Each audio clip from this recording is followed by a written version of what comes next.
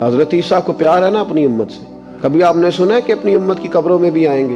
हजरत मूसा, जनाब नूह अलैहिस्सलाम, हजरत इब्राहीम। लेकिन ये भी तेरे और मेरे नबी का प्यार है। ये तेरे प्यार करने वाले तुझे छोड़ आएंगे और कब्र में जैसे ही तेरी आंख खुली सामने हुजूर के जलवे नजर आने लगे। और मेरे नबी पाक अलैहिस्सलाम ने फरमाया, मेरा ज़ाहिरी तौर पे तुम्हारे बीच रहना भी तुम्हारे लिए बेहतर, मेरा कब्र में जाना भी तुम्हारे लिए बेहतर। या रसूल अल्लाह, यहाँ रहना तो समझ में आता है, वहां भी बता दे।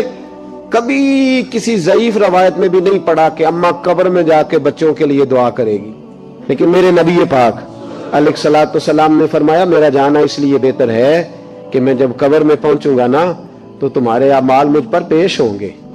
अगर अच्छे होंगे तो मैं सजदा शुक्र अदा करूंगा, और अगर मुझे पता चला कि कब्र में के फलां के अमाल गलत है तो फरमाया मैं कब्र में भी उसकी बख्शिश की दुआएं मांगूंगा।